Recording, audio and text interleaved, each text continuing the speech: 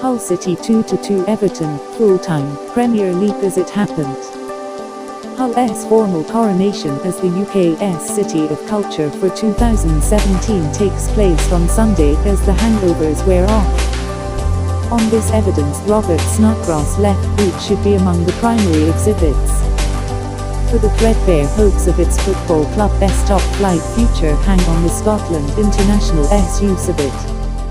Here, Snodgrass' sixth goal of the season, an exquisite free kick, threatened to bail out his compatriot David Marshall for a first-half slice into his own net, only for Barkley's late equaliser to deny the Yorkshire club a chance to edge closer to safety. Hull City 2-2 Everton, Premier League as it happened. Phelan spoke in the build-up to this contest of the need to reinforce his squad with players courageous enough for the fight ahead. Yet it's the grossest of understatements to say that Hull is an even harder sell now than when he did his last recruitment pitch in August. Advertisement. Back then, he was negotiating in the slipstream of back-to-back wins from the opening two fixtures.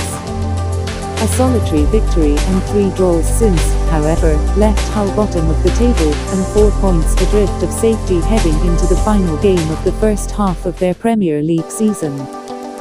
Nor have Phelan's first set of purchases in the transfer market proved a raging success.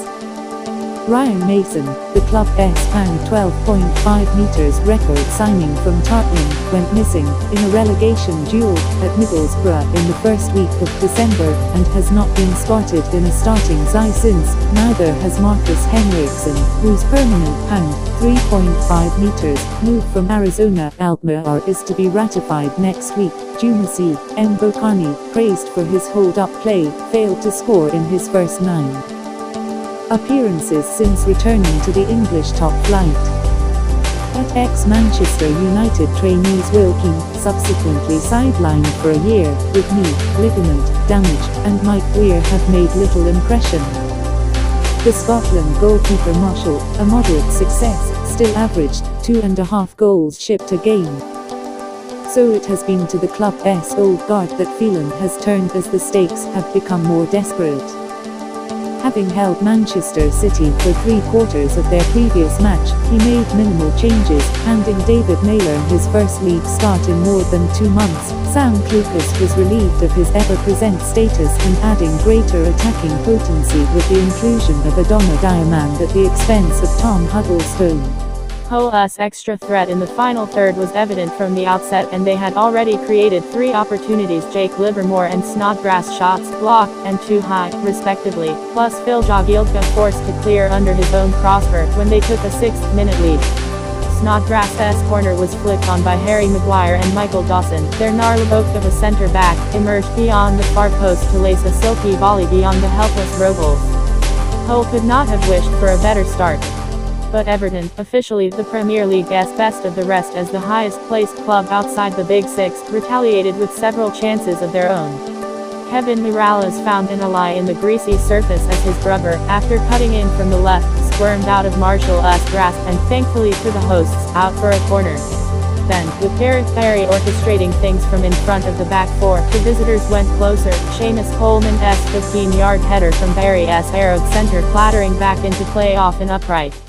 Marshall was left equally flat-footed midway through the first half when, after Barry opened space with a delayed pass, Barkley's cross shot skipped wide. Advertisement. The sucker punch quite literally came in first half injury time, however, as Mirallas swung in the corner, and Marshall was cramped by the presence of Mbokani in his attempt to fist away, the ball travelling in the opposite direction to which it was intended for one of the more bizarre Premier League goals of the season. Marshall's next touch 3 minutes into the resumption went the same way. Crucially this time, however, his fingertips proved the difference between Romelu Lukaku's deflected drive hitting the crossbar and flying beneath it. The woodwork certainly gets a workout when Hull are involved. Recall West Ham Cads voting opposed their man of the match in their single-goal success in London earlier this month, and it was struck for the 3rd time in the 55th minute when Snodgrass caressed the ball over the wall and onto the bar. The disappointment was not dwelt upon. Given another sighter, after one of Maguire's Beckenbauer-style marches from deep was crudely halted by Leighton Baines, Snodgrass got the perfect trajectory, parsing the ball into the top corner. For a quarter of an hour, the KCOM Stadium reverberated. It was the sound of hope.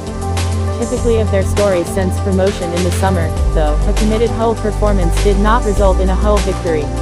Baines wriggled down the left, Fane beat Snodgrass and dinked over a cross for Barkley to head home, the fourth goal of a pulsating match.